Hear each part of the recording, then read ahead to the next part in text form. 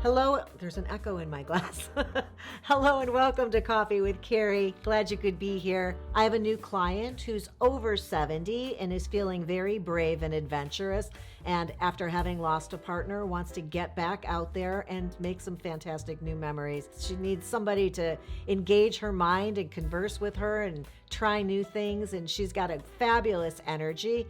And this is her very first time online dating. So at the end of the conversation, where we were talking about creating her profile, I'm going to create her dating profile along with her as a partnership. If you need some help with your dating profile, you can read about that on my website, and the link to that's down in my description. But she said, this is my first time though. You've got to give me some basics here. What do I absolutely need to know to get started on the dating apps?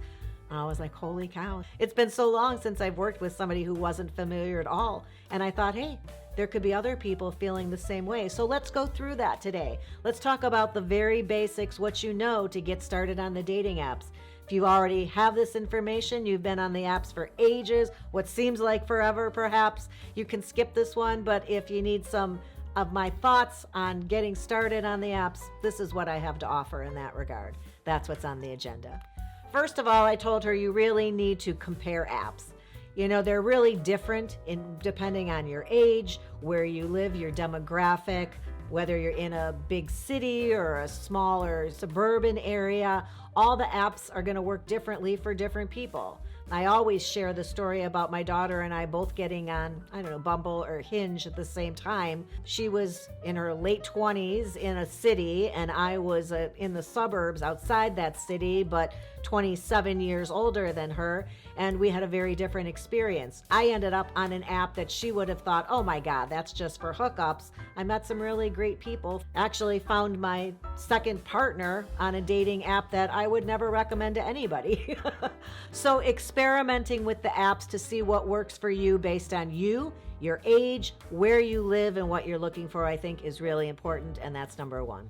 Number two, it has to do with those apps and whether you're paying or not. People will argue with me in the comments that when I say that I'm on Bumble or Hinge and it's free, they say I've been paying for it for years. Well, you may be, but you don't have to be. If you don't have to have control over every single part of who this person is and all of your requirements for them, a lot of these apps have a free version of them that leaves you less wiggle room as to what you're looking for. You've actually got to get to know them a little bit or share more about yourself, like in the profiles I create, about who you are, so that the wrong people probably won't be interested in you. It just kind of keeps away the people who think she's not for me, which is great because you know why?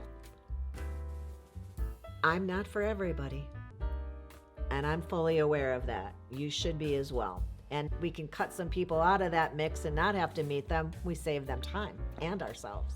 But there are some other apps, great apps, that you have to pay for sure.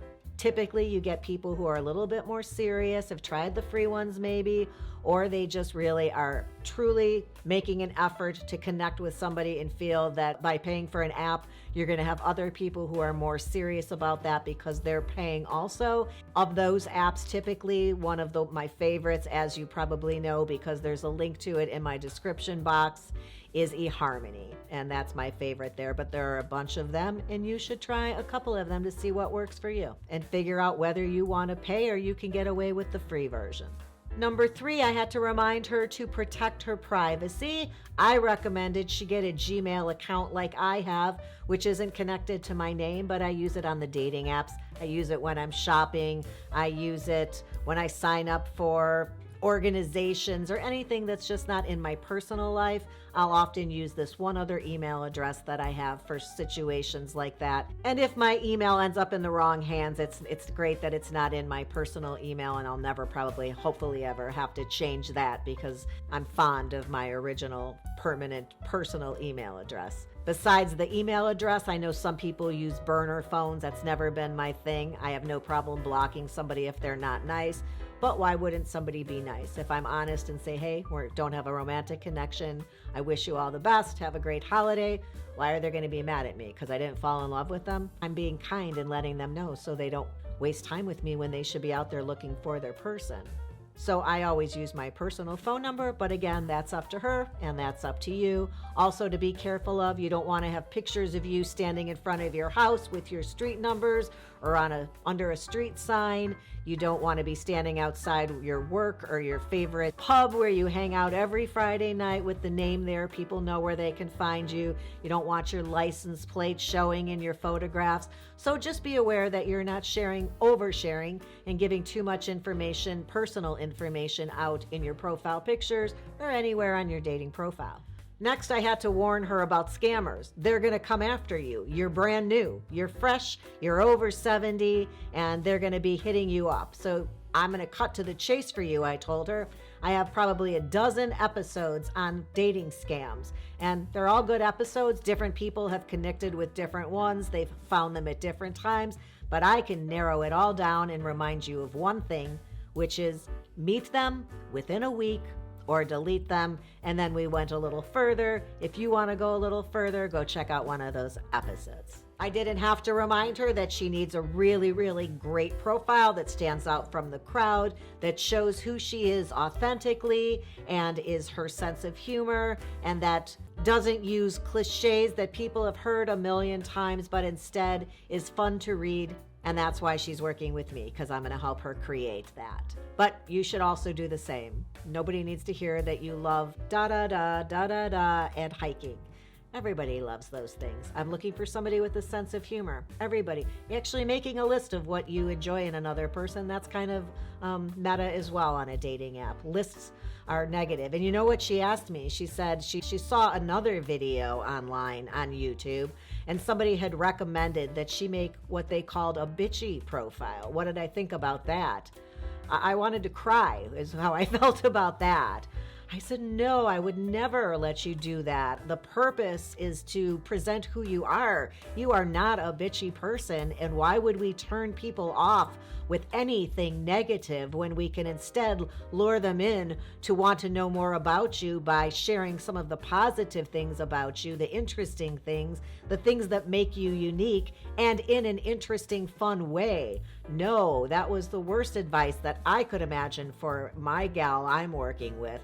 You'll have to make your own decision, but I'm always aiming for authentic, upbeat, positive profiles that really reflect who a person is, not something negative. Then I reminded her that when she does go on dates, she should always let somebody know where she's meeting them, where she's going to be. Being safe, especially for women, men too, I'm sure, is important. So have a buddy who can check in on you or that expects a call from you when you excuse yourself to the restroom. Maybe the same person that you're going to want to share how this person made you feel on that date and whether you've decided you want to go on date number 2. But somebody should know where you are in all circumstances if you're going out to meet a stranger, and it should always be a public place. Then I reminded her again, because it's important with these dating apps. I said those scammers, the ones that are going to come after you. The second reminder is not only are you not talking to anybody who you do not have a date planned for, and if they cancel this date because they're out of town, you are not communicating with them again until you meet them in person.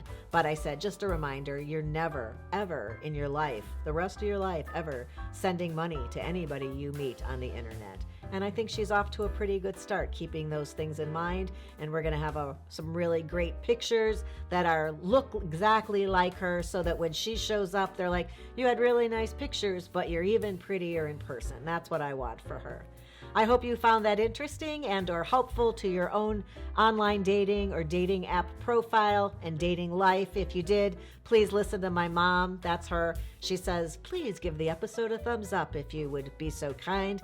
And I would appreciate it if you would subscribe to the channel and help me raise that percentage of people who watch but aren't subscribed to being more people subscribed than watch. I don't know if that made any sense. I look forward to seeing you next time. And until then, have a good one.